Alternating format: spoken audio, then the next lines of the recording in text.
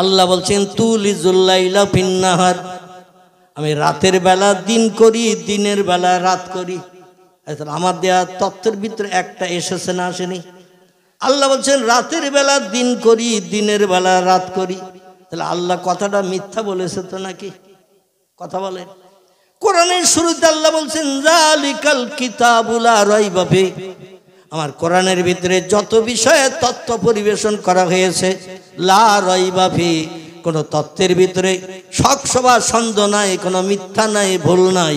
It is true fact. কোরআনের সব কথাগুলো সত্য। চিল্লায়ে বলুন আল্লাহু আকবার। আল্লাহ তথ্য বর্ণনা করার আগেই প্রথমে ইন্ট্রোডাকশন, সূচনা, ভূমিকায় জানিয়ে দিয়ে দিলেন অনেক তথ্য তোমাদের মগজের সঙ্গে অ্যাডজাস্ট হবে না, মিল হবে না। তাই বলে যেন ধারণা করেন আল্লাহ ভুলভাল বলেছে, ভুল তথ্য দিয়েছে। এই জন্য প্রথমে কোরআন বর্ণনা করার আগেই আমি বলে দিলাম আমার কোরআনে যত বিষয়ে তথ্য পরিবেশন করা আছে, লা রাইবা ফি, কোনো তথ্যের ভিতরে শকসভা সন্দেহ নাই, মিথ্যা নাই, ভুল নাই, কোনো বাজে কথা একটাও লেখা নাই। যা আছে সব ট্রু ফ্যাক্ট, সত্য।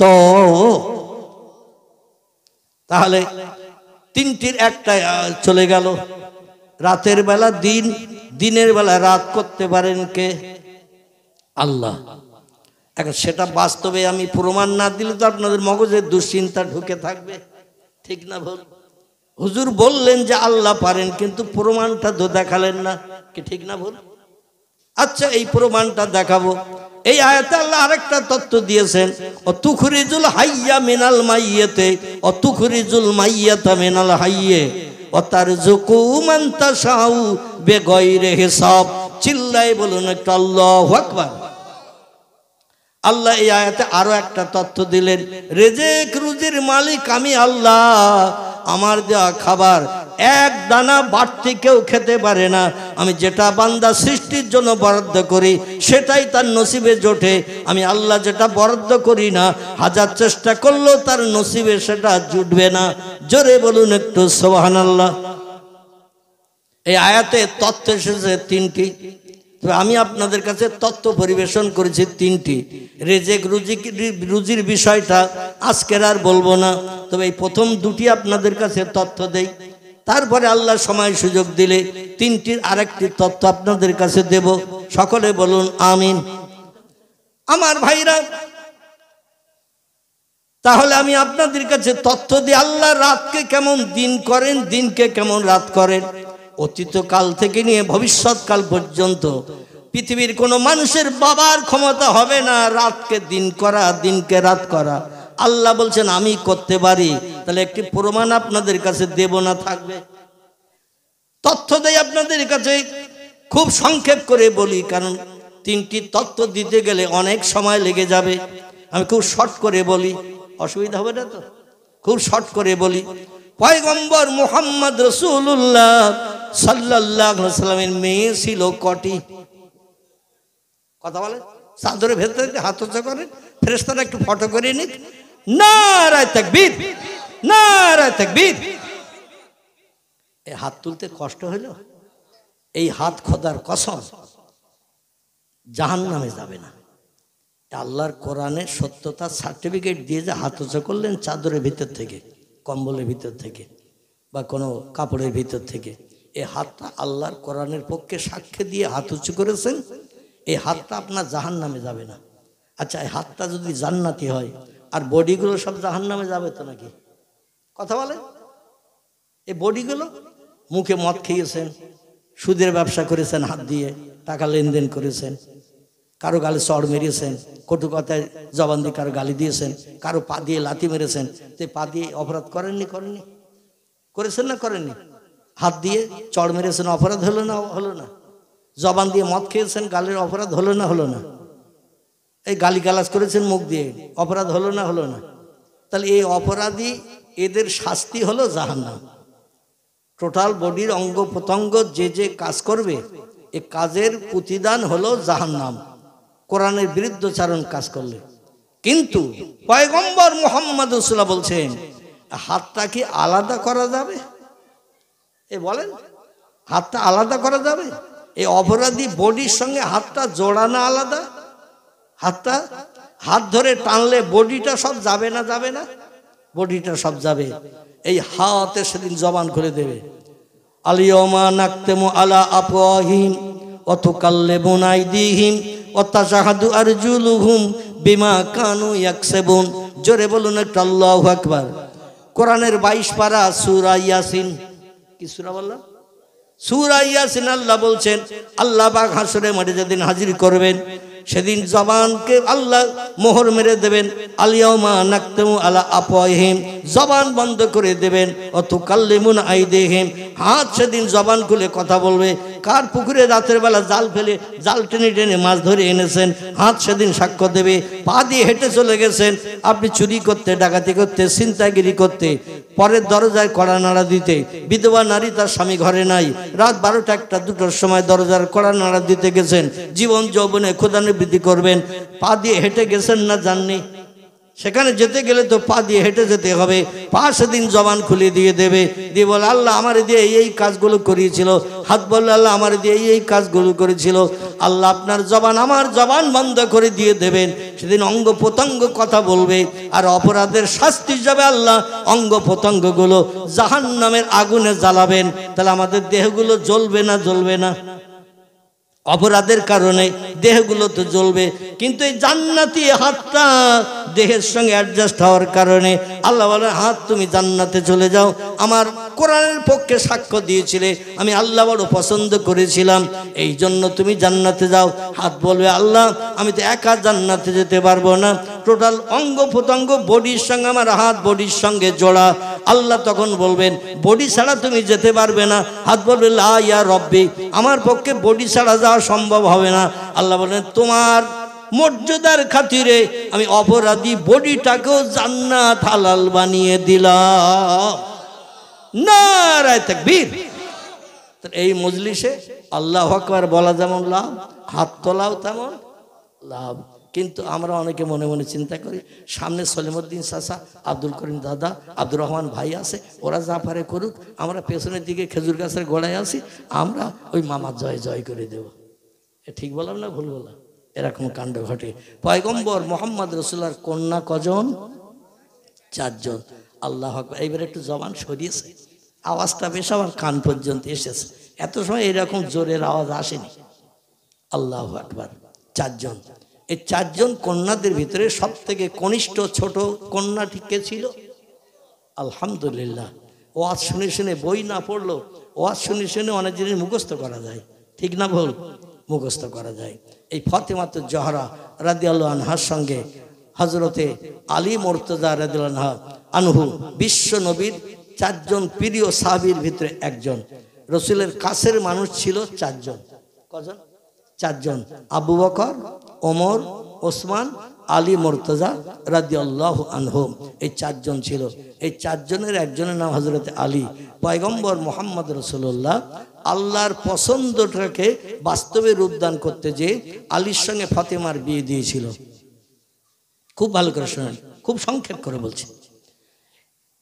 হযরতে আলীর চাল ছিল না, চুলো ছিল না, জায়গা ছিল না, জমি ছিল না, ব্যবসা ছিল না, কিছুই ছিল না। পয়গম্বরের বিবি হযরতে মাইশাতুল হুমায়রার উনানে যেদিন হাঁড়ি উঠত, সেদিন আলীর নসিবে কিছু জুটত। আলী 24 ঘন্টা পয়গম্বরের পাশে পাশে থাকার চেষ্টা করত। জোরে বলুন একটু সুবহানাল্লাহ। পয়গম্বর বিবিদের নিয়ে যখন ঘরের ভিতরে যেতেন, আলীর তখন বিয়ে হয়নি, আলী দরজার সামনে বাইরে থাকতেন। মানে নবী যখন যেখানে যায় আলী সঙ্গী হয়ে যায়, লেজের মতো জুড়ে জুড়ে পয়গম্বরের সঙ্গে থাকতেন। জোরে বলুন সুবহানাল্লাহ। এই আলীর সঙ্গে বিয়ে হয়ে গেল ফাতেমার। বিশ্বনবী মুহাম্মদ রাসূলুল্লাহ আলীর জন্য একটা ভাড়া ঘর ঠিক করে দিলেন, কারণ আলীর কোনো বসত বাড়ি ছিল না। মসজিদে নববীতে হযরতে আলী কাল কাটাতে। নবী বলেন আলী আজ আর মসজিদে নববীতে থাকলে হবে না, মায়েশার ঘরের দরজার সামনে শুয়ে থাকলে হবে না। ও আলী আমার কন্যা ফাতেমারে তোমার সঙ্গে বিয়ে দিয়েছি, সংসার জীবনের সুখ ভোগের জন্য মেয়েরা ঘর কন্যা করবে, তাদের থাকার আশ্রয়স্থলের প্রয়োজন। এই জন্য জুল হলাই বলে একটি জায়গা আছে মদিনা থেকে 8 কিলোমিটার দূর। কতটা দূর? মদিনা থেকে 8 কিলোমিটার দূর একটি জায়গার নাম হলো জুলহলাইফ। ওখানে এখনো কিছু খেজুর বাগান আছে। বিদেশিরা যখন মরুভূমির পথ পাড়ি দেয়, খেজুর গাছের গায়ে উটগুলো ঘোড়াগুলো বেঁধে রেখে ওই গাছের তলার ছায়ায় বিশ্রাম করে। সামনে ফাঁকা, পিছনে ফাঁকা, ডাইনে ফাঁকা, বাঁয়ে ফাঁকা, কোনো ঘর বাড়ি বসত বাড়ি টাড়ি নাই। এই জন্য ওইখানে এসে বিশ্রাম করে একটু শান্ত হয়ে আবার চলে যায়। নবী বললেন সেকালে মদিনার কিছু বস্তি মানুষেরা ছোট ছোট বাসা বাড়ি বেঁধে বসবাস করছে। আমি একজন সাহাবীর মাধ্যম দিয়ে খবর পেলাম একটা ঘর এখনো খালি আছে, ভাড়া দেওয়ার উপযুক্ত হিসাবে একটা ঘর খালি আছে, সে ঘরে লোকজন বাস করে না। আমি সাহাবীকে দিয়ে বলেছি ওই ঘরটা ভাড়া ঠিক করে দিতে। তোমাদের আলী যেতে হবে ফতেমারে নিয়ে ওইখানে বসবাস করতে। জোরে বলুন একটু সুবহানাল্লাহ। আলী বললেন, ইয়া রাসূলুল্লাহ, আপনি যে তথ্য দেবেন আপনার তথ্য আমার জন্য শিরোধার্য। আপনি যেখানে যেতে বলবেন সেখানে যাব। তবে আগে যদি জানতাম মদিনা ছেড়ে এই দূরে 8 কিলোমিটার দূরে আমার যেতে হবে ফাতেমারে নিয়ে ঘর সংসার করতে, আমি বিয়ের পিড়িতে বসতাম না, আপনার কন্যা ফাতেমারে বিয়ে করতাম না। কারণ আমার মন বাঁচে না, প্রাণ বাঁচে না আপনা বিহনে। আপনি যেখানে থাকেন আমি সবসময় সেখানে থাকতে ভালোবাসি। জোরে বলুন একটু সুবহানাল্লাহ। নবী বলছেন, লা ইউমিনু আহাদুকুম হাত্তা আকুন আহাব্বা ইলাইহি মিন ওয়ালিদিহি ওয়া ওয়ালাদিহি ওয়ান নাসি আজমাইন। রাওয়াহু মুসলিম।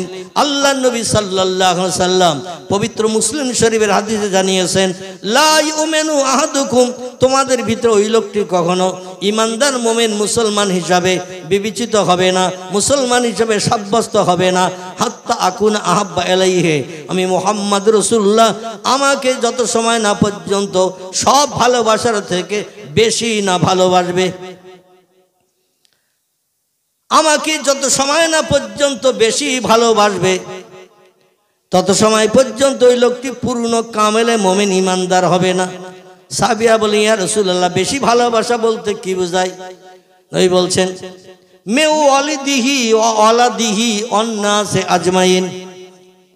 সন্তান যেমন তার বাপকে ভালোবাসে, বাপ যেমন সন্তানকে ভালোবাসে, মা যেমন মেয়েকে ভালোবাসে, মেয়ে যেমন মাকে ভালোবাসে, ভাই বোনকে ভালোবাসে, বোন ভাইকে ভালোবাসে, একজন আরেকজনকে রক্তের বাঁধনে যেমন বেশি বেশি ভালোবাসে, তার থেকে বেশি ভালোবাসা আমি মুহাম্মদ আমার সঙ্গে তৈরি করা না পর্যন্ত পূর্ণ ইমানদার তুমি হতে পারলে না। আলী বলি, ইয়া রাসূলুল্লাহ, এই জন্য আপনার হুকুম তামিল করার জন্য সবসময় আপনার ধারে পাশে ঘুরি, আপনার ধারে পাশে থাকে, কখন কোনটা বলেন, কখন কোনটা করতে হয়, এই জন্য আপনার কাছাকাছি থাকে। আপনাকে সব থেকে বেশি যে মানুষটারে সবসময় কাছে কাছে থাকে তার সঙ্গে ভালোবাসা একটু বেশি হয় না? হয় না? কাছাকাছি যে সব সময় থাকে, চলতে ফিরতে উঠতে বসতে যে থাকে সব সময় কাছাকাছি, এই লোকটি দেখবেন বেশি মহব্বতের মানুষ হয়, বেশি প্রিয় হয়। আলী বলছেন, এই জন্য আমি আপনার সঙ্গে থাকার চিন্তা ভাবনা করি, সবসময় আপনার কাছে কাছে থাকে। কিন্তু ফাতেমাকে বিয়ে করার কারণে 8 কিলোমিটার দূরে বাসাবাড়ি ঠিক করেছেন। আমি সেখান থেকে কখন আসবার কখন যাব, বিশেষ করি ইয়া রাসূলুল্লাহ প্রতি অক্তে প্রথম কাতারে আপনার পিছনে আমি ইক্তেদা করার চিন্তা ভাবনা করি। জামাতে আপনার পিছনে প্রথম কাতারে দাঁড়াই উট কোরবানি সব পাওয়ার আশায়। কিন্তু ওই জুলহলাইফ থেকে যদি আমি প্রতি অক্ত নামাজ পড়তে আসি 8 কিলোমিটার দূর থেকে, আমার তো ঘোড়া নাই, আমার তো উট নাই, পায়ে হেঁটে হেঁটে আসতে হবে। জামাতে হয়তো আমি অ্যাটেন্ড করতে পারবো, কিন্তু পিছনের কাতারে দাঁড়াতে হবে। কারণ আগে যারা আসে তারা তো আগে আগে কাতারগুলো ভরাট করে, ঠিক কিনা? তবে আমাদের মহল্লার মসজিদে আগে আসবে যারা, ওই পিছনের কাতারে বসে থাকে তারা। আমি মাঝে মাঝে কিছু উপদেশামূলক বক্তব্য জুমার দিন রাখার সময় পিছনের মানুষকেও মাঝে মাঝে ডেকে ভেতরে ঢোকাই। এ ঠিক বললাম না ভুল বললাম? আপনারা যারা বাইরে আছেন ভিতরে আসেন, কারণ আলো আধারে আড়ালে থাকলে বক্তব্য রেখে কলিজা পরিতৃপ্ত হয় না, ঠিক কিনা? পিছনে বসে থাকবে, মসজিদে লোক নাই তবু থাকবে পিছনে। মানে ও উট কোরবানি সব নেবে না, গরু কোরবানি সব নেবে না, ছাগল কোরবানি সব নেবে না, ও ডিমের সব নেবে। কিসের? 7 টাকার ডিমের সব নেবে, বেশি সব নেবে না। আলী বলছি, ইয়া রাসূলুল্লাহ, আমি জামাতে হাজির হতে পারবো কিনা আমার ভয় হচ্ছে, কারণ এই দূরের পথ আসতে হবে। নবী বললেন, আলী আর কোন বক্তব্য চালি বলি ইয়া রাসূলুল্লাহ ওই 8 কিলোমিটার দূর জুলহলাইফে আমি যখন ফাতেমারে নিয়ে বসবাস করব আর বেলালে হাফসি খালি মুখে মসজিদে নববীতে আজান দেবে আবার বেলালের জবান হলো তোতলা আচ্ছা তোতলা লোকের কথার আওয়াজ জোর হয় না আস্তে হয় তোতলা তোতলা লোকের কথার আওয়াজ আস্তে হয় বলে বেলাল যখন মসজিদে নববীতে আজান দেবে বেলালের আজানের আওয়াজ 8 কিলোমিটার দূরে যদি না যায় কখন কোন সময় জামাত হচ্ছে এখন তো মোবাইল মেশিনে ঘড়ি আছে হাতে হাত ঘড়ি আছে দেওয়ালে দেওয়াল ঘড়ি আছে আছে না নাই টাইম দেখার জন্য বিভিন্ন যন্ত্র মেশিন বিজ্ঞানী তরফ থেকে বানানো হয়েছে তখন তো ঘড়ির প্রচলন ছিল না মোবাইলের প্রচলন ছিল না দেওয়াল ঘড়ির কোনো প্রচলন ছিল না আমার ভাইরা এমন করে রেডিও টেলিভিশনেও সময় দেখা যায় যায় না সময়ের কথা বলে তখন তো কিছুই ছিল না আলী বলছেন ইয়া রাসূলুল্লাহ কখন কোন ওয়াক্তের আজান হচ্ছে আমি কি করে শুনবো বেলালের আওয়াজ বেলাল তো মসজিদ নববীতে তোতলা জবানিতে আজান দেবে নবী বললেন আলী দুনিয়ায় বেঁচে থাকতেই আল্লাহ তোমাকে জান্নাতের সার্টিফিকেট দিয়েছে মরণের দিন পর্যন্ত এক ওয়াক্ত নামাজ তোমার কাজা হবে না জোরে বলা যাবে না আল্লাহ কি এমনি এমনি সার্টিফিকেট দিয়েছে ও আলী এক ওয়াক্ত নামাজ জামাতে তোমার কাজা হবে না এই জন্য আল্লাহ পাক তোমার মনের খবর রাখেন আল্লাহু আলিমুন বিজাতিস সুদূর বান্দার অন্তরের গোপন খবর আল্লাহ রাখেন নামাজের মহব্বত নামাজের প্রেম নামাজের ভালোবাসা তোমার হৃদয়ে কতটা আছে আল্লাহ বেশি জানেন আল্লাহু আলামু বিমুরাদিহি আল্লাহ বেশি জানেন বেশি খবর রাখেন অতএব তোমার চিন্তা করতে হবে না বেলাল তোতলা জবানিতে আজান দিল এই মসজিদে নববীর হাওয়া জুলহলাইফে তোমার কানে আগে পৌঁছে দেবে নারায়ে তাকবীর 8 কিলোমিটার দূরে বেলালের কণ্ঠের আওয়াজ আল্লাহ হাওয়ার মাধ্যম দিয়ে তোমার কানে পৌঁছে দেবে এখন মাইকে আজান দিল 1.5 কিলোমিটার দূরেও যায় না ঠিক কি না আর গেলেও মানুষ আজানের কোনো খবরই নেয় না আজানের কোনো ফলো পর্যন্ত করে না ঠিক না ভুল আল্লাহ হাওয়ার মাধ্যম দিয়ে তোমার কানে আওয়াজ পৌঁছে দেবে আর ওই এলাকায় যত বস্তি মানুষ বসবাস করছে ওই খেজুর বাগানের ধারে জুলহলাইফে ও আলী বেলালের আজান ধ্বনির আওয়াজ যখন তোমার কানে হাওয়ার মাধ্যম দিয়ে আল্লাহ পৌঁছে দেবেন তুমি ঝোপড়ি ঘর থেকে বেরিয়ে এসে বাইরে তুমি আল্লাহু আকবার ধ্বনির আওয়াজ শুরু করে দেবে ও আলী আল্লাহ তোমার দেহে এত শক্তি দিয়েছে তোমার কণ্ঠের আওয়াজে এত জোর দিয়েছে তোমার মনের ভিতরে এমন বীরত্বের সাহস আল্লাহ দিয়েছে তুমি ওই জুলহলাইফ বস্তিতে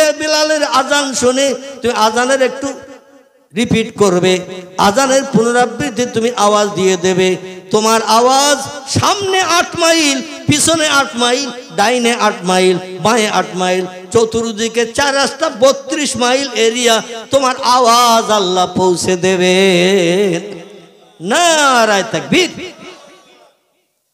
এই আলী আজানের পরে দৌড়াতে থাকতেন মসজিদে নববীতে জামাতে শরীক হওয়ার জন্য সংসার চলছে ফাতেমার সঙ্গে হযরত আলী রাদিয়াল্লাহু ইহুদির বাড়িতে দিন মজুরির কাজ করতেন মজুরি খাটতেন জন দিতেন জন বাংলা ভাষায় যেটা বললে বুঝতে পারবে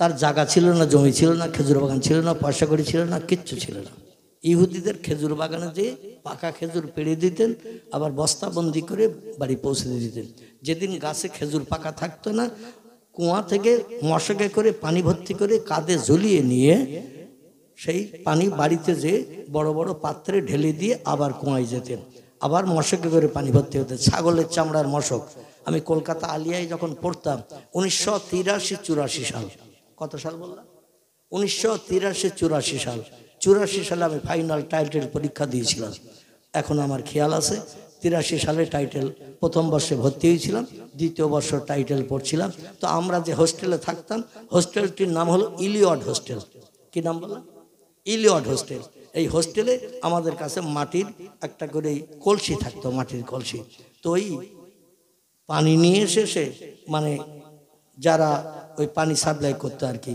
ওখানে ওরা ওই মশকে করে ছাগলের চামড়ার মশকে করে পানি এনে ওই মুখটা একটু চেপে ধরে নিয়ে আসতো আর কাঁধে বাঁধিয়ে নিয়ে আসতো, মুখটা একটু ঢল দিত আর হুড় করে পানি কলসির ভিতরে চলে যেত। আমাদের আবার মাসে মাসে পয়সা দিতে হতো, পয়সার বিনিময়ে পানি দিয়ে যেত, পড়াশোনার যাতে কোনো ল্যাপস না হয়, অসুবিধা না হয়, এই জন্য সব রকম ব্যবস্থা সেখানে ছিল, তা পয়সা খরচ করতে হতো। যাই হোক, এইরকম মশক করে আলী কুয়া থেকে বালতি দড়ি ফেলে পানি তুলে মশক ভর্তি করে ইহুদিদের বাড়ি পৌঁছে দিত। তার প্রতিদান 1 দিরহাম, 1.5 দিরহাম, 2 দিরহাম কোনোদিন পেয়েছেন, কোনোদিন পান নাই। যেদিন 24 ঘন্টা হয়তো 18 ঘন্টা 24 ঘন্টা এই রকম কাজ করতো, নামাজের রক্ত বাদ দিয়ে নামাজের সময় দৌড়িয়ে নামাজ পড়তে আসতেন, আবার নামাজ হয়ে গেলে আবার কাজে যেয়ে জয়েন করতেন। জোরে বলুন একটু সুবহানাল্লাহ। হযরতে আলী মজুরি খেটে খেটে সংসার নির্বাহ করতেন। পয়গম্বর মোহাম্মদ রসুল্লাহ মাঝে মাঝে জামাই মেয়ের সংসার কেমন চলছে দেখতে যেতেন। এক সময় হযরত আলীর জ্বর হয়েছে, জ্বর, যাকে আরবি ভাষায় বলা হয় বোখার। কি বলা হয়? বোখার। বোখার বাংলা ভাষা আমরা জ্বর বলি, জ্বর। এই জ্বর হয়েছে, এমন জ্বর 1 সপ্তাহ উঠতে পারে না। আচ্ছা, জ্বর হলে গায়ে শক্তি ক্ষমতা হ্রাস হয় না? হয় না? শক্তি ক্ষমতা লোপ পেয়ে যায়। মিষ্টি রসগোল্লা জোরে রুগীর দিলে দেখবেন ওর গালে নিম ফলের মতো লাগে। ঠিক বললাম না ভুল বললাম? মিষ্টি রসগোল্লা যদি কঠিন জ্বর হয়, 104-5 জ্বর, দেখবেন রসগোল্লা দিলেও তার গালে তিতো লাগে। কোনো ভালো জিনিস খেতে দিলে খেতে পারে না, শরীর জরাজীর্ণ হয়ে যায়। এই জ্বর হয়ে গেলে দীর্ঘদিন হলে 7-8 দিন একটানা জ্বর, কাজে যেতে পারে না, ফতেমার উনানে হাঁড়ি ওঠে না। দেখতে দেখতে 1 সপ্তাহ কাল উনানে হাঁড়ি ওঠে না। হাসান হোসেন মার কাছে দৌড়িয়ে খেলা করে চলে আসে, ইয়া উম্মি, ও আমার মা জননী, আর তো ক্ষুধার যন্ত্রণা সহ্য করতে পারছি না, 3 দিন হয়ে গেছে একটানা উনানে হাঁড়ি ওঠে না। হযরতে মা ফাতেমা বলে, তোমার নানার বাড়ি যাও, নানার বাড়ি যেয়ে দেখো কোনো সুযোগ সুবিধা আছে কিনা, কোনো খাবারের ব্যবস্থা আছে কিনা। 2 নাতি ইমাম হাসান হুসাইন রাদিয়াল্লাহু আনহুমা 2 জন দৌড়িয়ে ছুটে আসতেন নানার বাড়ি। নানিমা হযরতে মাইশাতুল হুমায়রা, উম্মে সালমা, উম্মে হাবিবা, জাইনাব বিনতে জাহাশ, জাইনাব বিনতে খুজাইমা, সাউদা, সুফিয়া, মাইমুনা, জাওয়ারিয়া, মারিয়া, এরা ছিল নবীজির স্ত্রীগণ। এদের বাড়িতে আসলে যে কোনো একজন স্ত্রীর ঘর থেকে কিছু না কিছু খাবারের ব্যবস্থা হতো। জোরে বলুন একটু সুবহানাল্লাহ। দেখতে দেখতে 7 দিন হয়ে গেছে, হযরত আলী কাজে যেতে পারে না। হাসান হোসেনকে ফাতেমা বলে, নানার বাড়ি যাও, নানি আম্মা যাদের কাছে যাও। হাসান হোসেন বলে, এক বাড়িতে কতবার যাব, কতবার যে হাত পাতবো, আমাদের কি মান সম্মান নাই? আমরা হলাম তাম দুনিয়ার যুবকদের সর্দার, আমাদের বিনা অনুমতিতে কোনো যুবক পুরুষ জান্নাতে যেতে পারবে না। আল্লাহ জান্নাতে যেতে গেলে আমাদের অনুমতির দরকার হবে। আর আমরা বারবার নানি মার কাছে, নানি আম্মার কাছে হাত পেতে এইভাবে খাবার চাবো, ভিক্ষা করব, এটা আমাদের আর পছন্দ হয় না। আল্লাহ নবী বললেন, ইসলাম শরীয়তের 2টি হালাল কাজ হলো সব থেকে নিকৃষ্ট। 2টি হালাল কাজ ইসলাম শরীয়তের সব থেকে নিকৃষ্ট হালাল। এর থেকে কম দরজার হালাল কাজ আর কিছু নাই। কাজটা হালাল, অবৈধ না বৈধ, তবে একেবারে নিকৃষ্ট হালাল, নিম্ন হালাল। সাহাবীরা বললেন, মা হিয়া ইয়া রাসূলুল্লাহ, সেই কাজ 2টি কি কি? নিম্ন হালাল, যদিও হালাল, যদিও ভালো, কিন্তু নিম্ন কাজ। কাজ 2টি কি কি? নবীজি বললেন, 1 নম্বরের কাজ হলো স্ত্রীরে তালাক দেওয়া। কি দেওয়া? স্বামী স্ত্রীতে মতদ্বন্দ্ব হয়েছে, ঝগড়াঝাটি হয়েছে, কথা কাটাকাটি হয়েছে, আর সঙ্গে সঙ্গে একে দমে 11 বার বলে দিয়েছে, তোরে তালাক দিলাম, তালাক দিলাম, তালাক দিলাম, তালাক দিলাম, একদমে যতবার বলা যায়। খিদিরপুরে অবশ্য এত বলে না, আমাদের গ্রামে এরকম ঘটনা অনেক জায়গায় ঘটেছে। দুর্ভাগ্য, এখনো তারা সেই স্ত্রী নিয়ে ঘর সংসার করছে, এখনো তারা সেই স্ত্রী নিয়ে ঘর সংসার করছে, স্ত্রীকে শোধরিয়ে নেয়নি। ইসলাম শরীয়তের নিয়ম আছে, রাগের মাথায় পড়ে যদি স্ত্রীর তালাক দেয় কেউ, ধৈর্য ধরতে না পারে, ইসলাম শরীয়তের নিয়ম আছে স্ত্রীকে আবার নেওয়ার, কিন্তু সেটা তাহলিল করতে হবে, অন্য জায়গায় বিয়ে দিতে হবে, সে স্বামী ছেড়ে দেবে, 3 মাস 10 দিন পরে আবার আপনি বিয়ে করে পুরানো স্ত্রীর ঘরে তুলতে পারবেন। কিন্তু এই অপরের কাছে বিয়ে দিতে হবে, এটার কেউ মেনে নিতে চাচ্ছে না। এমন ঘটনা অনেক জায়গায় অহরহ ঘটছে।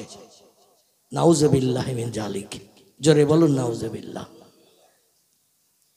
আমার ভাইরা, নবী বললেন দুটি নিকৃষ্ট হালালের ভিতরে, নিম্ন হালালের ভিতরে একটি নিম্ন হালাল হলো স্ত্রীকে তালাক দেওয়া। তুমি তোমার স্ত্রীর আচার ব্যবহারে খুশি হতে পারো নাই, এই জন্য তুমি তারে পৃথক করছো তোমার সংসার নির্বাহের জন্য। আর একটা ওই জাতের মেয়ে তো তোমার ঘরে আনতে হবে। তুমি তো কোনো ছেলেকে বিয়ে করে সংসার চালাতে পারবে না, আর একটা মেয়ের বিয়ে করতে হবে। যে স্ত্রীর তালাক দিয়েছো ওরও বেকাহাড়, যে মেয়েটা আবার বিয়ে করে আনবে তারও বেকাহাড়। যে স্ত্রীর সঙ্গে ঝামেলা হয়েছে যার কারণে তালাক দিয়েছো, এই স্ত্রীর তুমি ঘরে আনছো নতুন, এর সঙ্গে কি ঝামেলা হবে না? এ সার্টিফিকেট তোমারে দিল কে? বোঝা গেল? আবার নতুন যে স্ত্রীকে আনছো একটা স্ত্রীর তালাক দিয়ে, এ তো বেকাহাড়ের তৈরি, এরও সঙ্গে তো সংসার করতে গেলে ঝামেলা হবে, কথা কাটাকাটি হবে, গালিগালাজ হবে। তাহলে এইভাবে তুমি সারা জীবনকে বে করবে আর তালাক দেবে? বরং ধৈর্য ধরো, সবর ইখতিয়ার করো, যেভাবে মানিয়ে নিয়ে সংসার চালানো যায় সেভাবে চালাও। এই কাজটা হলো একেবারে নিকৃষ্ট, কম দরজার হালাল। আর একটা হালাল আল্লাহ নবী বলছেন, ইসলাম শরীয়তে আর একটা হালাল আছে, নিম্ন হালাল। সে হালালটি হলো কারো কাছে হাত পেতে কিছু চাওয়া। বোঝা গেল? কারো কাছে হাত পেতে কিছু চাওয়া, এটা হলো একেবারে নিম্ন হালাল। এই জিনিসটা আমি আল্লাহর নবী কোনোদিন কারো কাছে হাত পেতে কিছু চাই নাই, আর আল্লাহ যেন আমার চাইতে না দেয়। কারো কাছে হাত পেতে কিছু চাওয়াটা এটা বড় নিন্দনীয়, লজ্জাকর ব্যাপার। মুসলমানদের ঘরের কিছু মানুষ দেখবেন 10,000 20,000 টাকা ব্যাংক ব্যালেন্স রয়েছে, তবু ভিক্ষা করে বেড়াচ্ছে। আছে না নাই? জায়গা জমি আছে 1-1.5 বিঘে 2 বিঘে 4 বিঘে জমি রয়েছে, ভিক্ষা করে বেড়াচ্ছে। পাকা ঘর বাড়ি রয়েছে, ছাদ দেওয়া পাকা ঘর বাড়ি, পরের বাড়ি ঝিয়ের কাজ করলে যথেষ্ট তার চলে, গায়ে শক্তি ক্ষমতা আছে, ও ভিক্ষা করে খাচ্ছে। পরের কাছে শুধু এই দরজায় হাত পাতা, মা কিছু দাও, ভিক্ষা দাও, এটা দাও, ওটা দাও, যেটা দেখবে ওরা সেটা চাবে।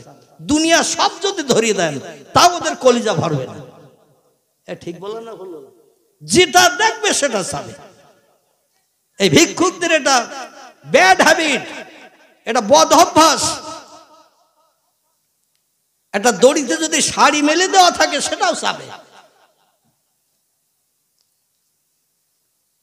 আমার শাড়ি ছেঁড়া, পরার কিচ্ছু নেই, ওই শাড়িটা আমার দেব। এমন ভাবে দরদ দেখাবে, কলিজা আপনার আগুনে কলিজা বরফের মতন ঠান্ডা হয়ে যাবে। পরে খোঁজ নিয়ে দেখা যাচ্ছে ওর বাড়ি 7খানা শাড়ি তোলা করে ভাঁজ করে রাখা দিয়েছে। বলছে আমার ছেঁড়া শাড়ি পরার মতন নাই, তোমার ওই শাড়িটা আমার দাও বুবুজান। এই ঘটনা ঘটে না? ঘটে না? আমার বাড়িতে তো ঘটে। আমার ভাইয়ের নবী বলছেন কারো কাছে হাত পাতাটা হলো নিন্দনীয় হালাল।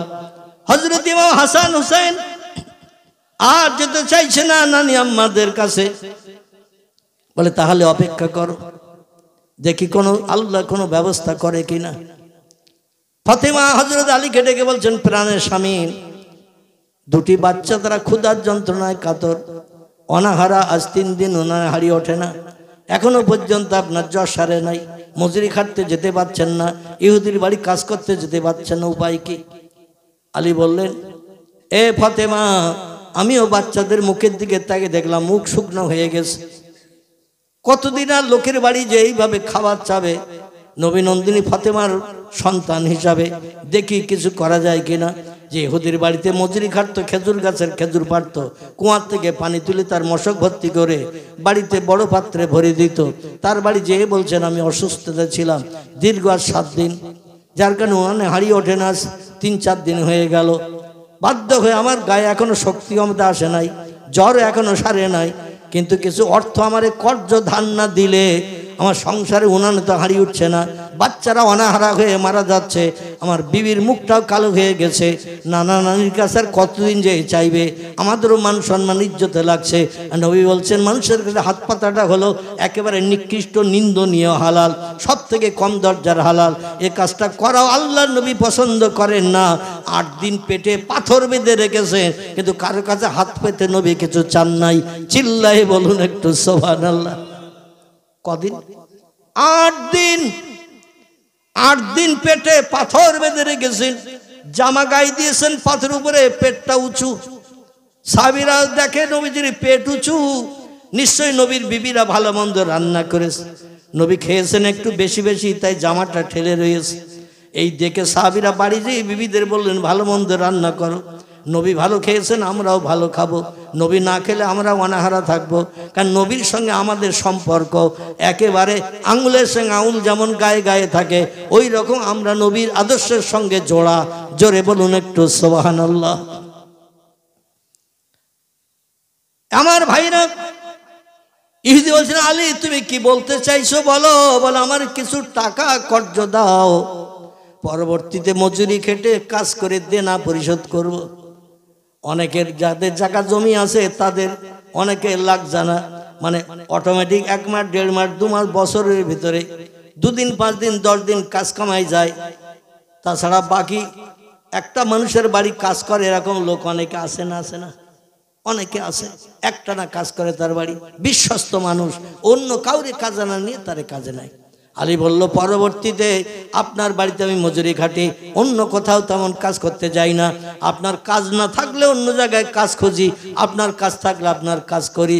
আপনি কম বেশি আমারে চেনেন, আমিও কম বেশি আপনারে চিনি। এখন আমি অসুস্থ জ্বরে পড়ে আছি, উনানে হাঁড়ি ওঠে না 7 দিন, 7 দিন উনানে হাঁড়ি ওঠে না। এই জন্য আপনার কাছে আমার আপত্তি, আমার অনুরোধ, কিছু টাকা কর্জ দেন, ধার দেন, আমার সংসারও চালাবো, কিছু কিছু করে টাকা কেটে দিয়ে দে, আপনার দেনা পরিশোধ করব। ইহুদি বলল আলী তুমি টাকা ধার নিয়ে যদি আমার কাজে আর না আসো, কোথায় তোমারে খুঁজতে যাব, কোথায় তোমারে তালাশ করব। বরং তুমি এক কাজ করতে পারো, কিছু আমার কাছে জামিন রেখে টাকা নিয়ে যাও, সেই জামিনের দিকে দৃষ্টি নিক্ষেপ করে কোনোদিন তুমি আমার টাকার ফাঁকি দিতে পারবে না। আমাদের দেশে দেখবেন এই ধরনের সুদের ব্যবসা প্রচলিত আছে, আছে না নাই? আমার 1 ভরি সোনা রেখে দেন, 20,000 টাকা দেন, আমি এই টাকাটা নিয়ে একটু আমার কাজে লাগাই, পরবর্তীতে আমি সোনাটা ফিরিয়ে নিয়ে যাব আর আপনার টাকাটা দিয়ে যাব। আছে না এরকম?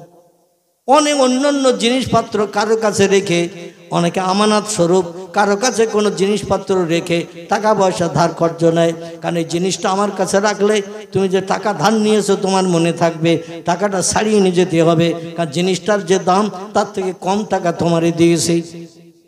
এই জন্য বেশি টাকা দামের জিনিস তোমার স্মরণে থাকবে, ফেরত নিয়ে তুমি যাবে। এই জন্য আমার টাকাটা আর মার যাবে না, এই জন্য কিছু আমারে দিয়ে যাও। আলী বলেন আমার ঘরে যদি কিছু থাকতো আপনার কাছে আমি আর কর্জ চাইতে, ধার চাইতে আসতাম না।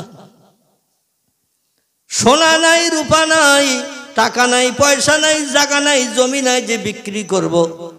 আমার শ্বশুর মশাই জুলহলাই বস্তিতে একটা ভাড়া বাড়ি ঠিক করে আমাদের বসবাসের জন্য দিয়েছেন।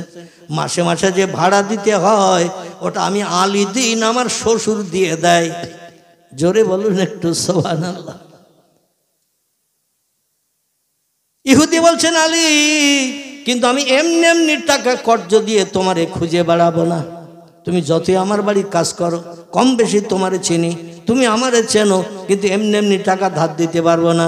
আলী বললেন তাহলে আর কি করতে পারি, আমার বাচ্চাদের মুখে আমি আর কি দেব, অনাহারা হয়ে তারা মারা যাবে, এটাই কি আপনি চান?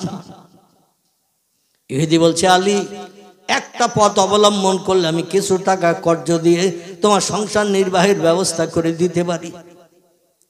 আলী বললেন ও ইহুদি ভাই কি করলে তুমি কর্জ দেবে বলো, এখন নিরুপায় হয়ে যেটা বলবো আমি সেটা করব। বলে তোমার 2টো ছেলে আছে না? হযরত আলী বলছেন নাম ইয়াখি, হ্যাঁ আমার 2টো ছেলে আছে। বলে ছেলে 2টোর নাম কি? বলে একটার নাম হাসান, একটার নাম হোসাইন। বলে ছেলে 2টো আমার কাছে তুমি রেখে যাও, আর এই টাকা নিয়ে যাও তুমি 200 দিরহাম। কত? 200 টাকা। 200 টাকা সৌদি আরবের দিরহাম বলা হয়। 200 টাকা তুমি কর্জ নিয়ে যাও, আর 2টো ছেলের আমার কাছে আমানত স্বরূপ রেখে যাও। যেমন সোনা দানা বন্ধক রাখি আমরা, রাখি না অনেকে, সোনা দানা বন্ধক রেখে টাকা পয়সা নেই, আবার সমস্যা মিটে গেলে সোনা ফিরিয়ে নিয়ে আসি, কিন্তু ওর সুদ দিতে হয় আবার, শতকরা 3 টাকা, শতকরা 4 টাকা, শতকরা 2 টাকা, এইভাবে টাকা বাড়তি দিতে হবে যতদিন তুমি আসলটা শোধ না করবে। শরীয়তে এই সুদটাই হারাম, যত টাকা নিয়েছি তত টাকা ফেরত দেবেন, বাড়তি দিতে হবে না, এটা শরীয়তে জায়েজ। কিন্তু আপনি গহনা রাখলেন, কোনো জিনিস রাখলেন, আবার প্রতি মাসে মাসে শতকরা 2 টাকা 3 টাকা বাড়তি দিতে হবে। যে লোকটি নেবে সুদের নিল এবং আপনি বিপদে পড়ে আপনি নিয়েছেন, আপনাকেও সুদের টাকা দেওয়াটা, সুদ নেওয়া এবং দেওয়া উভয় সমান গুনাহগার। জোরে বলুন একটু নাউজুবিল্লাহ। যাই হোক, আমাদের দেশে এখন ওই নিয়ম চালু করলে চরম বিপদ হবে, কেউ আর পয়সা দেবে না। দেবে? দেবে না। যাই হোক, ওদিকে এখন যাব না। আমার ভাইরা হযরত আলীকে বললেন, তোমার ছেলে দুটো আমার কাছে আমানত রেখে যাও, কারণ আমি যতটুকু শুনেছি হাসান হুসাইনকে বড় ভালোবাসো, বড় মহব্বত করো, প্রেম করো, এবং তোমার শ্বশুরের চেহারার সঙ্গে হাসান হুসাইনের চেহারার অবিকল মিল আছে, না দেখলে তুমি থাকতে পারবে না। এই জন্য আমার ঘর থেকে তোমার ছেলেদের ফিরিয়ে নিয়ে যাওয়ার জন্য তুমি ব্যস্ত হয়ে পড়বে, তাড়াতাড়ি ফিরিয়ে নিয়ে যাবে, আর আমার 200 দিরহামের কর্জ আদায় করে দিয়ে যাবে। এই জন্য আমি তোমার হাসান হুসাইন দুটি ছেলে ছাড়া এমনি 200 দিরহাম দেব না। আলী চিন্তা শুরু করলেন, কি করি? চিন্তা করছেন দাঁড়িয়ে দাঁড়িয়ে কি করি। ফাতেমা তো হাসান হুসাইন ছাড়া এক মুহূর্ত বাঁচতে পারে না। বলে, আমি একটু বাড়ির থেকে ঘুরে আসি, আমার বিবিকে একটু জানিয়ে আসি, নিজে নিজে কোনো সিদ্ধান্ত নেব না, আমার স্ত্রী যেটা নিতে বলবে সিদ্ধান্ত আমি সেটাই নেব। দৌড়িয়ে হযরত আলী বাড়ি ফিরে এসেছেন। ফাতেমা বলছেন, মা হালুকে মাকবারুকে ইয়া যাও জি, প্রাণের স্বামীন কোনো সুরাহা হলো নাকি? আলী বলছেন, নাম ইয়া যাও জাতি, এ প্রাণের বিবি ফাতেমা, এ সাইয়্যিদাতুন নিসা, तमाम দুনিয়ার নারীদের সরদারিনী, শোনো, ইহুদি টাকা দিতে রাজি হয়েছে 200 দিরহাম সংসার নির্বাহের জন্য, কিন্তু দুটি ছেলেকে আমানত রাখতে বলছে তার বাড়ি। আমি টাকা শুধু যদি নিয়ে আসি হয় তার যাব না, তার বাড়ি টাকা ফেরত দেব না, এই ধারণা করছে ইহুদি। এজন্য ছেলে দুটো তার বাড়ি রেখে এসে যদি আমি টাকা নিয়ে আসি, ছেলে ফিরে আনার জন্য আমরা ব্যস্ত থাকব, তাড়াতাড়ি টাকার পরিশোধ হবে। এজন্য দুটি ছেলে ছাড়া টাকা দিতে চাইছে না। বলে, কতদিন? বলে, 1 মাসের সময় দিয়েছে, 1 মাসের ভিতরে টাকা পরিশোধ করতে হবে। হাসান হুসেনকেও ছেড়ে দেবে, আমাদের 2 ছেলে বাড়ি ফিরে চলে আসবে। হযরত ফাতেমা বলে, নিরুপায় হয়ে বলছেন, এছাড়া তো আর কোনো উপায় পাচ্ছি না, না খেয়ে অনাহারা হয়ে বাচ্চা দুটোকে মারা যাবে, ইহুদি বাচ্চা দুটোর খেতে দেবে তো? বলে, হ্যাঁ, ইহুদির বাড়ি থাকলে ইহুদি খেতে দেবে, ওদের খাওয়ার চিন্তা করতে হবে না, আমাদেরও সংসারটা 200 দিরহাম খরচ করলে আমরা ইনশাল্লাহ বেশ কিছুদিন চালাতে পারবো। আল্লাহ সুস্থ করলে আবার মজুরি খেটে অল্প অল্প করে দেনা পরিশোধ করব। আর 1 মাসের সময় নিয়েছি যখন, আর অসুবিধা নাই, 1 মাসের ভিতরে 200 দিরহাম আমি কিছু কিছু গস্তিত রেখে রেখে শোধ করে হাসান হুসাইনকে বাড়ি ফিরিয়ে আনবো। ফাতেমা বলেন, না আমি যাও জি, এ প্রাণের স্বামী, তবে তাই হোক, আপনার কথার উপরে কথা বলবো না। সংসারের এই দুশ্চিন্তা দূর করার জন্য, অভাব দূরীকরণের জন্য আপনি যে সিদ্ধান্ত নিয়েছেন, আপনার সিদ্ধান্ত আমি একমত হলাম। তবে সংসারে পরিচালনার জন্য যেটা আয় করে নিয়ে আসবেন, একটু কম কম সংসারে খরচ করে টাকা গস্তিত রেখে 1 মাসের ভিতরে ফিরে আনার চেষ্টা করবেন। আলী বললেন, না আমি যাও জাতি, ওটা আমারে বলতে হবে না, তোমার বাবা আমারে বলেছে, আনা মদিনাতুল ইলমে ওয়া আলিউন বাবুহা, আমি হলাম জ্ঞানের শহর, আর ওই শহরের দরজা হলো হযরতে আলী। তোমার বাবা আমার নামে সার্টিফিকেট দিয়েছে, तमाम দুনিয়ার মুসলমানদের ভিতরে, ইমানদার মুমিনদের ভিতরে আল্লাহ পাক পয়গম্বরের পরে আমার জ্ঞান সবথেকে বেশি দিয়েছেন। तमाम পৃথিবীর মুসলমানদের ভিতরে পয়গম্বরের পরে আল্লাহ যদি কাউরে ইসলাম শরীয়তের জ্ঞান দিয়ে থাকেন, সে জ্ঞানটা আল্লাহ আমাকেই বেশি দিয়েছেন। জোরে বলুন একটু সুবহানাল্লাহ। অবশ্যই আমি চিন্তা ভাবনা রাখবো। ফাতেমার 2 বেটাকে বাবার সঙ্গে পাঠিয়ে দিলেন, যাও বাবা, তোমার বাবা তোমাদের নিয়ে যাচ্ছেন কোন এক জায়গায় কিছু দেখাতে। বললেন না যে তোমাদের 2 জনকে রেখে বাড়ি চলে আসবে কিছু টাকা কর্জ নিয়ে, তার বলেননি, বললে হয়তো তারা যাবে না। সংক্ষেপ কথা, আমার ভাইয়ের এই 2 জনকে নিয়ে এবার ইহুদির কাছে দিয়ে দিলেন। ইহুদি বলল, শোনো, 1 মাসের ভিতরে কিন্তু টাকা পরিশোধ করতে হবে। 1 মাসের ভিতরে, 1 মাসের ভিতরে কিন্তু টাকা পরিশোধ করতে হবে।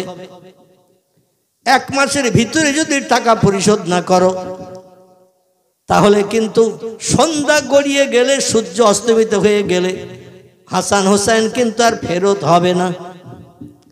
সন্ধ্যাবেলা সূর্য পশ্চিম দিকে অস্তমিত হয়ে গেলে হাসান হোসেন কিন্তু আর ফেরত হবে না। এক মাসের ভিতরে তোমাকে টাকা পরিশোধ করতে হবে। আলী দিন মজুরি করে, সংসার চালায়, কিছু কিছু অর্থ রেখে দিয়ে দেখতে দেখতে দেখা গেল এক মাস হতে আর একদিন বাকি, 200 দিরহাম টাকা জোগাড় হয়নি। মাগরিবের নামাজ পড়তে গেছেন হযরত আলী। আসরের সময় থেকে হযরত আলী নবী সাহাবীদের কাছে বলছেন, ভাইরা আমি একটু বিপদগ্রস্ত আছি, দুশ্চিন্তায় আছি। আমি একজনের কাছ থেকে 200 দিরহাম এনেছিলাম ধার করে, আজকের এর ভিতরে সন্ধ্যার আগে টাকা ফেরত দিয়ে দিতে হবে। কিন্তু আমি বহু মানুষের কাছে হাত পেতেছি, আমি অভাবী গরিব মানুষ বলে কেউ আমার কর্জ দিল না। শেষ পর্যন্ত আমার হাসান হোসেন কি ঘরে ফেরত আসবে না। সবাই বলল আমাদের কাছে এমন অর্থ নাই, টাকা নাই যে তোমারে দিয়ে হাসান হোসেনের উপকার করব। টাকা দিয়ে ইহুদির কাছ থেকে 2 বেটারে ফেরত নিয়ে আসবে, আমাদের তেমন পয়সা নাই। দেখতে দেখতে মাগরিবের আজান হয়ে গেছে। বেলাল হাবশী আজান ধ্বনি দিয়েছেন। আল্লাহর পয়গম্বর মাগরিবের জামাতে নামাজ পড়াচ্ছেন। আলী রাদিয়াল্লাহু কাতারে দাঁড়িয়ে গেছেন। হাসান হোসেন কিন্তু এখন ইহুদির বাড়ি। মাগরিবের নামাজ হয়ে গেল, পয়গম্বর নামাজ শেষ করে দিলেন, সাহাবীরাও নামাজ শেষ করে যা সে আপন আপন গন্তব্যে বাড়ি চলে যাচ্ছেন। হযরত আলী মাথা নিচু করে চোখ দিয়ে ঝরঝর করে মসজিদে নববীর বারান্দা, মসজিদে নববীর জমিনের জায়নামাজের পাটি ভিজাতে শুরু করেছেন। কান্নার একটা আওয়াজ, কুনকুন করে আওয়াজ হচ্ছে। আল্লাহ নবী বললেন, মাফ কুকা ইয়া আইয়ুহাল আসহাব, এ সাহাবীরা মাগরিবের নামাজ হয়ে গেল, সবাই আপন আপন গন্তব্যস্থানে ঘরে ঘরে ফিরে গেল। কিন্তু কোথা থেকে একটা করুণ কান্নার আওয়াজ আসছে। কে কাঁদছে একটু দেখো বলো। সাহাবীরা খোঁজ নিয়ে দেখে আলী রাদিয়াল্লাহু মাথা নিচু করে মসজিদ নববীর ভিতরে বড়ে বসে কুনকুন করে কাঁদছেন, হাউ হাউ করে তিনি কাঁদছেন। কান্নার আওয়াজটা একটু আস্তে আস্তে হচ্ছে, জোরে জোরে কাঁদেন না। সাহাবীরা বলে, ইয়া রাসূলুল্লাহ, আপনার প্রিয় জামাই ফাতেমার স্বামী কান্না করছে, ফাতেমার স্বামী কান্না করছে ইয়া রাসূলুল্লাহ। আল্লাহ নবী বলেন, আলীর আমার কাছে ডাকো। পয়গম্বর মুহাম্মদ রাসূলুল্লাহর কাছে আলীকে ডাকা হলো।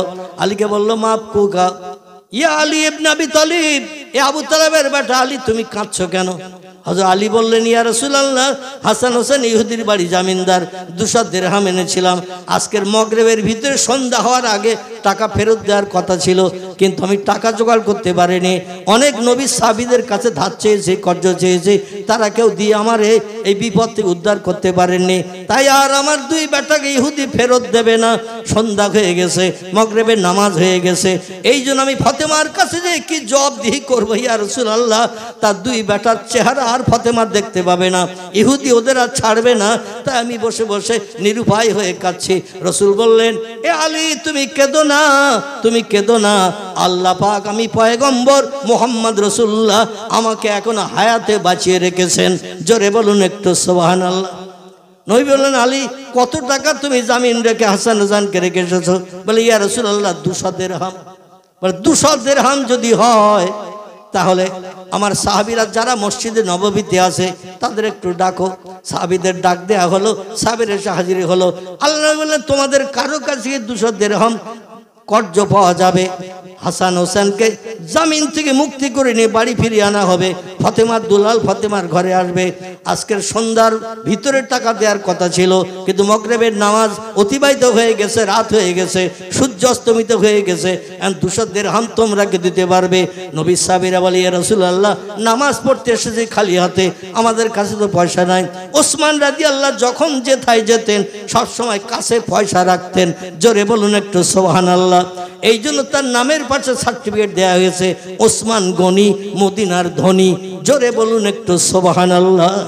ওসমান বলে, ইয়া রাসূলুল্লাহ, আমার পকেটে পয়সা আছে, তো হাত দিয়ে দেখি কত আছে। বিসমিল্লাহ শরীফ পাঠ করে পকেটে হাত দিলেন, দিয়ে যা ছিল বার করেছেন, দেখা গেল 200 দিরহাম। জোরে বলুন সুবহানাল্লাহ। হযরতে ওসমানকে নবী বললেন, ওসমান, জান্নাত আমার একজন বন্ধু থাকবে, সে বন্ধু আবু বকর নয়, ওমরও নয়, ওসমান তুমি ছাড়া, আর আলী নয়, অন্য আব্দুর রহমান বিন আউফ নয়, জুবাইর বিন আওম নয়, সাদ বিন আবি ওয়াক্কাস নয়, তলহা নয়, এমন করে অন্য অন্য সাহাবীরা কেউ নয়। আমার জান্নাতের বন্ধু হবে তুমি। জোরে বলুন একটু সুবহানাল্লাহ। ওসমানের হাতে টাকা নিয়ে আল্লাহর পয়গম্বর আলীর কাছে দিয়ে বললেন, যাও এই টাকা নিয়ে যাও, ইহুদির দেনা পরিশোধ করে হাসান হোসেনকে নিয়ে এসো। এই জন্য আমি 1 মাসাধিক কাল হাসান হোসেনকে দেখি না। দৌড়িয়ে দৌড়িয়ে আসে, আমার সঙ্গে গল্পগুজব করে, আমার সঙ্গে খেলা করে, কিন্তু তাদের আর দেখি না। জামিন রেখেছো তাও তো আমারে বলো নাই। আলী বলছি, ইয়া রাসূলুল্লাহ, এখন আর টাকা দিয়ে কোনো লাভ হবে না, টাকা নিয়ে গেলে লাভ হবে না। নবী বললেন, কেন? বলে, সন্ধ্যার আগে টাকা দেওয়ার ওয়াদা ছিল, রাত হয়ে গেছে, মাগরিবের নামাজ হয়ে গেছে, রাতের বেলা টাকা দিলে ইহুদি নেবে না। নবী বললেন, আমি যাই নামাজের পার্টিতে আবার নফল নামাজে বসছি, আল্লাহর কাছে হাত তুলে তোমার 2 বেটার জন্য দোয়া করছি। যাও, আল্লাহ ডুবান্ত সূর্য আবার উদয় করে দিন তৈরি করে দেবে। জোরে বলুন একটু সুবহানাল্লাহ। লম্বা ঘটনা আর আলোচনা করব না। পিজ্জাদা হুজুর কেবল এসেছেন, তিনি আপনাদের কাছে দীর্ঘ সময় ধরে আলোচনা রাখবেন ইনশাল্লাহ। ইহুদির বাড়ি হজরতে আলী গেল, যে বললেন, উনি নিতে চাইলেন না। বলে, একটু বাইরে বার হও, পশ্চিম দিকে তাকাও, সূর্য যদি আপনার নজরে দেখা যায় তাহলে দিন আছে, এটাই প্রমাণ হবে, আর আমার টাকা আপনি নেবেন, 2 বেটায় ফেরত দেবেন। ইহুদি বলে, রাত কয়েক ঘন্টা হয়ে গেছে, আর এখন তোমার ছেলে তুমি ফেরত দিতে আসছো, এটা হবে না। বলে, একটু বাইরে বেরিয়ে দেখো। বাইরে বেরিয়ে দেখে পশ্চিম আকাশে সূর্য উদয় হয়ে দিনের আলো দিয়ে আস্তে আস্তে ডগমগ করে নিচের দিকে নামতে শুরু করেছে। চিল্লায় বলুন একটু সুবহানাল্লাহ, নারায়ে তাকবীর। এই দৃশ্য দেখেই ইহুদি হযরত আলীর কাছে বলল, তোমাদের সেই পয়গম্বরের কাছে আমারে নিয়ে যাও। তোমাদের পয়গম্বর মুহাম্মদ রাসূলুল্লাহ যদি ডুবন্ত সূর্যকে উদয় করে দিনের আলো দেখিয়ে দিতে পারে, নিশ্চয়ই বেশক তিনি আল্লাহর আখেরি জমানার পয়গম্বর, এতে কোনো সন্দেহ নাই। আমি আর ইহুদি থাকবো না, কলেমা পড়ে মুসলমান হয়ে তোমাদের জাত ভাই হয়ে যাব। জোরে বলুন একটু আমিন। ওমা আলাইনা ইল্লাল বালাগ।